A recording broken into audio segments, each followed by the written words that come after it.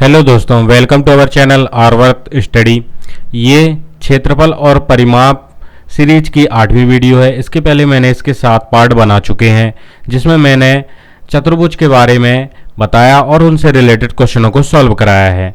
मैंने first part और second part में त्रिभुज, चतुर्भुज, वृत्त इन सभी को अच्छे से डिस्क्राइब किया है, तो आप जाकर वह वीडियो जरूर देखिएगा। तो हमारी जो ये वीडियो है इसमें हम डिस्कस करेंगे समबाहु त्रिभुज के बारे में, है ना। सबसे पहले तो समबाहु त्रिभुज के बारे में जानेंगे। तो हम कुछ त्रिभुज दिए हैं, हमने लिखा है, इनके बारे में जान लेते हैं, जो कि आगे आने वाली वीडियो में भी आपको काम आएंगे और इस वीडियो में क्वेश्चन जो करवाएंगे उसमें भी ये काम आएंगे। तो हम समबाहु त्रिभुज, समद्विबाहु त्रिभुज और विषमबाहु त्रिभुज के बारे में जान लेते हैं, है ना, कि इनका मतलब क्या होता है। पहला है समबाहु त्रिभुज। तो समबाहु त्रिभुज में होता क्या है कि सभी भुजाएं क्या होती है, इनकी समान होती है ना। सभी भुजाएं समान होती है किसमें, समबाहु त्रिभुज में। जैसे ये अगर ये ए है तो ये भी ए है और ये भी ए है, मतलब जो तीनों भुजाएं होंगी त्रिभुज की वो क्या होंगी, समान होंगी, बराबर होंगी। अगर ये 2 है तो ये भी 2 होगी, ये भी 2 होगी, 2 सेंटीमीटर या मीटर, है ना। और ये हमने बीच से जो लाइन खींची है ये है, कहलाएगी इसकी ऊंचाई, है ना, इसकी ऊंचाई कहलाएगी h, जिसको हमने माना है h। तो इसका अगर समबाहु त्रिभुज का परिमाप निकालने के लिए कौन सा फॉर्मूला होता है, तो परिमाप के लिए तो सिंपल सा एक ही फॉर्मूला होता है कि जितनी भी भुजाएं हैं, चतुर्भुज, त्रिभुज, किसी भी चीज की अगर परिमाप निकालना है तो सभी भुजाओं का योग, है ना। तो यहां जो है सभी भुजाओं का योग अगर हम देखें तो कितनी भुजाएं हैं, इसमें 3 भुजाएं हैं, तो तीनों भुजाएं समान है, मतलब तीनों भुजाओं को जोड़ेंगे तो आ जाएगा 3a। ठीक है, तो ये तो हो गया परिमाप। तो अब हम देखते हैं इसका क्षेत्रफल। तो इसका क्षेत्रफल, समबाहु त्रिभुज का क्षेत्रफल का फॉर्मूला होता है √3/4a²। ये होता है क्षेत्रफल, बराबर, है ना। अब ये क्षेत्रफल आया कैसे, तो ये मैंने पहले भी बता चुका है और अब इसमें भी बता दे रहा हूं कि क्षेत्रफल जो आया है √3/4a² समबाहु त्रिभुज का, वो आया कैसे। अब देखिए, ये त्रिभुज को अगर हम देखें तो इसके बीच में मैंने एक लाइन खींची है जो कि ऊंचाई है ना। अब लाइन खींची है तो ये एक त्रिभुज अलग बन रहा है और इसका एक अलग हिस्सा, आधा हिस्सा एक और त्रिभुज बन रहा है। और ये त्रिभुज कौन सा बन रहा है, समकोण त्रिभुज बन रहा है। यहां भी 90 अंश का कोण बन रहा है, यहां भी 90 अंश का कोण बन रहा है, मतलब ये जो त्रिभुज है समकोण त्रिभुज बन रहा है। तो हम इसमें क्या कर सकते हैं, पाइथागोरस प्रमेय अप्लाई कर सकते हैं। पाइथागोरस जो प्रमेय है वो समकोण त्रिभुज में अप्लाई होता है, और जहां भी 90 अंश का कोण बनता है उसके सामने वाले को भुजा को क्या बोलते हैं, हम कर्ण बोलते हैं। मतलब ये क्या कहलाएगी, कर्ण भुजा, और ये भी कहलाएगी कर्ण, है ना। अगर ये वाला त्रिभुज लें तो ये कर्ण है और ये वाला लेंगे तो ये कर्ण है ना। तो हम अगर क्या होता है पाइथागोरस प्रमेय, कर्ण का स्क्वायर, तो कर्ण का स्क्वायर क्या है, a² है ना। a², कर्ण बराबर क्या है, a ही है ना, क्योंकि सभी भुजाएं तो a है, तो कर्ण बराबर भी a होगा। तो a² बराबर क्या हो जाएगा, अन्य दो भुजाओं के वर्गों का योग। तो एक भुजा तो हमारी ये h है, अगर हम इस त्रिभुज को लेते हैं तो ओनली इसको लेना है ना। तो एक भुजा हमारी ये जो लंब वाली भुजा है वो कहलाएगी h, तो हमने h का स्क्वायर ले लिया। अब ये भुजा लेना है आधार, आधार वाली भुजा। तो आधार वाली भुजा जो है बीच से है, मतलब ये जो है आधे में बांटा गया है ना, इसको आधे में अगर बांटा गया है तो a अगर पूरे की है तो आधे आधे में a/2 हो जाएगी, है ना। तो यहां जो आ जाएगा प्लस a/2 का स्क्वायर आ जाएगा। क्लियर। अब इसको हम सॉल्व करें तो हमें जो है h² बराबर मिल जाएगा, है ना। कैसे, अब देखिए इसको सॉल्व करते हैं तो a² तो है ही, और यहां जो है h², यहां आ जाएगा a का स्क्वायर आ जाएगा और बटे में 2 दूनी 4 आ जाएगा, है ना। a का a में गुणा करेंगे तो a² आ जाएगा और 2 दूनी 4 होता है। अब इसका हम कर देंगे पक्षांतर, तो h² बराबर क्या आ जाएगा, यहां a² तो है ही है, माइनस में आ जाएगा a²/4, ये आ जाएगा। अब इसको और हम सॉल्व कर लेते हैं, तो और सॉल्व करेंगे तो हमें क्या मिल जाएगा, h² बराबर यहां है a², है ना, तो यहां ले लेंगे हम इसका एलसीएम 4 आ जाएगा और 4 का यहाँ गुणा हो जाएगा तो 4a² और यहाँ a² ओनली आ जाएगा, क्योंकि 4 का 4 से भाग देंगे तो एक बार जाएगा, एक का गुणा a² में करेंगे। अब यहाँ और भी सॉल्व करें तो बचेगा 3a² बटे 4 और यहाँ है h²। अब h² से हम क्या करेंगे, h बराबर निकालेंगे तो अंडर रूट लग जाएगा यहाँ 3a² बटे 4 और यहाँ से बाहर क्या क्या निकलेगा, अब करने के बाहर से a² है तो a तो बाहर निकल आएगा, लेकिन 3 तो बाहर नहीं निकलेगा तो 3 अंदर रहेगा और 4 भी जो है करनी के अंदर है तो 4 बाहर निकलेगा तो 2 हो जाएगा, तो 2 4 होता है। तो ये आ गया हमारा h बराबर। अब h बराबर हमारा क्या आ गया, a√3/2। और जो त्रिभुज का क्षेत्रफल होता है वो क्या होता है, त्रिभुज का क्षेत्रफल जो होता है, किसी भी त्रिभुज का क्षेत्रफल निकालने के लिए जो फॉर्मूला होता है वो क्या होता है, 1/2 आधार गुणित ऊंचाई, 1/2 आधार गुणित ऊंचाई, ये होता है फॉर्मूला त्रिभुज का, है ना। अब हम अलग अलग त्रिभुज में इसी फॉर्मूले में वैल्यू रख के हम निकाल लेंगे। तो त्रिभुज का जो फॉर्मूला होता है वो होता है 1/2 आधार गुणित ऊंचाई।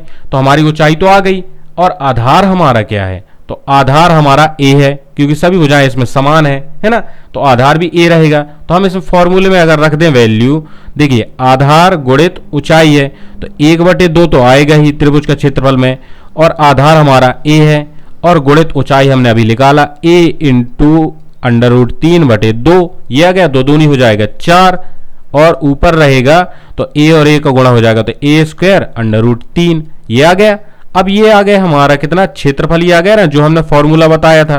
क्या बताया था हमने फॉर्मूला, कि √3/4 × a² √3 और a²/4 है, मतलब ये हमारा जो क्षेत्रफल का फॉर्मूला है वो इस तरीके से बनता है। इसको बताने का मतलब ये है कि ये जो फॉर्मूला है ऐसे बनता है। अब हम देखते हैं दूसरा त्रिभुज जो कि है समद्विबाहु त्रिभुज, मतलब दो भुजाएं इसकी समान रहती हैं। जैसे ये इसकी a है, इसकी भी a है, लेकिन ये जो दो भुजा है, तीसरी भुजा है वो थोड़ी डिफरेंट रहती है ना। तो इस तरीके से ये हो जाएगा समद्विबाहु त्रिभुज, ठीक है। अब इसका परिमाप निकालने के लिए क्या करेंगे, तो इसका अगर हम देखें दूसरे वाले का समद्विबाहु त्रिभुज का परिमाप निकालने के लिए, तो इसके लिए क्या करेंगे, तीनों भुजाओं का योग करेंगे। तो तीनों भुजाएं कौन कौन सी हैं, a है, दूसरी भी a है और तीसरी क्या है, b है। तो ये हो जाएगी 2a + b, है ना, a जुड़ जाएंगे। तो ये हो गया हमारा परिमाप, परिमाप तो आ जाएगा। अब देखते हैं हम क्षेत्रफल। तो इसका जो क्षेत्रफल होता है वो तो इजी है, इसका क्षेत्रफल वही होगा 1/2 गुणित आधार, आधार क्या है हमारा b, है ना, गुणित h, मतलब क्या है ऊंचाई, ये h। तो ये जो है सिंपल जो फॉर्मूला है त्रिभुज का फॉर्मूला वही इसमें अप्लाई हो जाएगा, इसमें हमको कुछ भी करने की जरूरत नहीं है ना। अब इसमें एक चीज और होती है, समद्विबाहु त्रिभुज में एक चीज और होती है, वो होती है कि अगर हम देखें तो समद्विबाहु त्रिभुज तो है ही, लेकिन अगर यहीं पर हमें एक ऐसा मिल जाए कि जैसे हम यहाँ डायग्राम बनाते हैं, ये हमने एक समद्विबाहु त्रिभुज लिया है ना, इसकी और ये भुजा जो है समान है, ये दो भुजा तो समान है, ठीक है, और ये हो जाएगा कर्ण, ठीक है। लेकिन यहाँ जो है 90 अंश का कोण भी बन जाए तो ये क्या कहलाएगा, समकोण त्रिभुज कहलाएगा, और समद्विबाहु त्रिभुज भी है क्योंकि दो भुजाएं इसकी समान है, ये वाली भुजा और ये वाली भुजा समान है और 90 अंश का कोण भी बन रहा है, तो ये कहलाएगा समद्विबाहु समकोण त्रिभुज कहलाएगा। अब इसके लिए तो फिर अलग फॉर्मूला होना चाहिए, तो इसके लिए जो फॉर्मूला है वो होता है, अब देखिए यहां समकोण त्रिभुज अगर बन रहा है तो ये कर्ण कहलाएगा, समकोण त्रिभुज के सामने वाली भुजा कर्ण कहलाएगी और ये कहलाएगा लंब, है ना, ये लंब, ये कर्ण कहलाएगी और ये आधार कहलाएगा, है ना, ये आधार। तो अगर हम ऐसे देखें तो हमारा जो फॉर्मूला बनेगा वो बनेगा कर्ण का स्क्वायर बटे आ जाएगा 4 बराबर लंब का स्क्वायर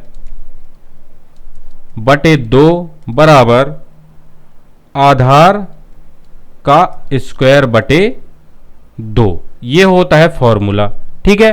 तो आपको अगर कहीं समकोण त्रिभुज और समद्विबाहु त्रिभुज दोनों एक साथ अगर इसमें अप्लाई हो रहा है तो ये वाला फॉर्मूला लगेगा, क्लियर। अब हमारा जो लास्ट वाला जो ये त्रिभुज है ये है विषमबाहु त्रिभुज। ठीक है, इसमें क्या होता है हमने बता चुका है कि इसकी जो तीनों भुजाएं हैं वो क्या होती है, डिफरेंट होती हैं, अलग अलग होती हैं, है ना। जैसे पहले वाली की ए है, दूसरे वाली की बी और तीसरी भुजा जो है वो है सी, मतलब इसकी भुजाएं जो है अलग अलग हैं। ठीक है, अब हम अगर इसका देखें तो इसका परिमाप निकालने के लिए क्या करेंगे, इसका अगर हम परिमाप निकालें किसका, विषमबाहु त्रिभुज का, यहां हम लिख देते हैं विषमबाहु त्रिभुज, है ना। विषमबाहु त्रिभुज का अगर परिमाप निकालें तो इसके लिए क्या है, तीनों भुजाओं का योग, तो ए और दूसरी भुजा है बी, तीसरी भुजा है सी, तो ये हो जाएगा ए प्लस बी प्लस सी। क्लियर, तो इसके लिए तो कुछ नहीं करना पड़ता परिमाप के लिए, तीनों भुजाओं का योग कर दो, जितना है वो हो जाएगा हमारा। अब लेकिन इसमें क्षेत्रफल निकालने के लिए, विषमबाहु त्रिभुज में क्षेत्रफल निकालने के लिए आपको हैरो का सूत्र याद रखना पड़ेगा। हैरो के सूत्र से ही इसका क्षेत्रफल आएगा। तो हैरो का सूत्र क्या होता है, ये होता है under root S into S minus A और एस माइनस बी और एस माइनस सी, ये होता है हैरो का सूत्र। क्लियर, इससे निकलेगा आपका क्षेत्रफल विषमबाहु त्रिभुज में। और अब यहां कहने वाली बात यह है कि ए बी सी तो हमको पता है कि तीनों भुजाएं हैं, लेकिन एस क्या है, तो एस निकालने के लिए एस बराबर होता है ए प्लस बी प्लस सी बटे 2, तीनों भुजाओं का योग बटे 2, ये एस बराबर निकालने के लिए होता है। ठीक है, अब इसका जो क्षेत्रफल विषमबाहु का क्षेत्रफल निकलेगा वो निकलेगा ये हैरो के सूत्र से, और इसमें एस जो है वो ये वाले सूत्र से निकलेगा। आपको ये चीज याद रखने हैं। अब हम समझते हैं थोड़े से क्वेश्चन इसमें कि किस तरीके से क्वेश्चन को सॉल्व किया जाएगा समबाहु त्रिभुज के, क्योंकि हमारा जो इस पॉइंट है वो है समबाहु त्रिभुज। हमको समबाहु त्रिभुज के क्वेश्चन इस वीडियो में सॉल्व करने हैं। तो हम देखते हैं पहला क्वेश्चन। तो हमारा पहला क्वेश्चन जो है वो क्या कह रहा है कि एक समबाहु त्रिभुज का क्षेत्रफल 4 अंडर रूट 3 वर्ग सेंटीमीटर है, उसका परिमाप कितना है। हमको इसमें परिमाप ज्ञात करना है, क्षेत्रफल हमको दिया है।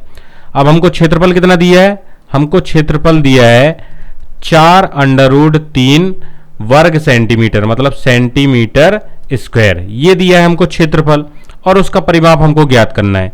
तो सिंपल सा क्वेश्चन है, आपको करना क्या है, क्षेत्रफल का फॉर्मूला क्या था हमारा समबाहु त्रिभुज का, वो था क्षेत्रफल बराबर होता है, क्षेत्रफल बराबर अंडर रूट 3 बटे 4 ए स्क्वायर, ये था हमारा फॉर्मूला, है ना।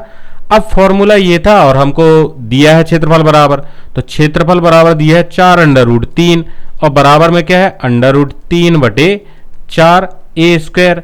अब यहां से हम क्या कर लेंगे, ए निकाल लेंगे। ए क्या है हमारा, ए कहलाएगी हमारी भुजा, है ना, ए हमारी भुजा ही कहलाएगी ना, तो हम यहां ए निकाल लेंगे। तो ए स्क्वायर बराबर, और ये जो चला जाएगा इसके बटे में, 4 अंडर रूट 3 है तो यहां आ जाएगा अंडर रूट 3 बटे 4, ये आ जाएगा। अब इसको अगर हम और सॉल्व करते हैं तो ए स्क्वायर बराबर 4 अंडर रूट 3 और ये गुणा में कन्वर्ट होगा तो 4 बटे अंडर रूट 3 हो जाएगा, आ जाएगा। अब अंडर रूट से अंडर रूट ये कैंसिल हो जाएगा और 4 चौके 16, ये हो जाएगा। और ए स्क्वायर, अब ए बराबर क्या आ जाएगा अंडर रूट 16, तो 4 चौके 16 होता है, तो ए बराबर आ जाएगा हमारा 4। और त्रिभुज का, समबाहु त्रिभुज का परिमाप हमको ज्ञात करना है, तो परिमाप बराबर क्या होता है, तीनों भुजाओं का योग, है ना, मतलब 3a, समबाहु त्रिभुज का तो 3 हो जाएगा ना, क्योंकि तीनों भुजाएं समान रहेंगी। तो 3a बराबर, मतलब परिमाप बराबर, यहां देख लें, परिमाप बराबर क्या आ जाएगा 3a, और 3a बराबर a आ गया हमारा 4, तो ये हो जाएगा।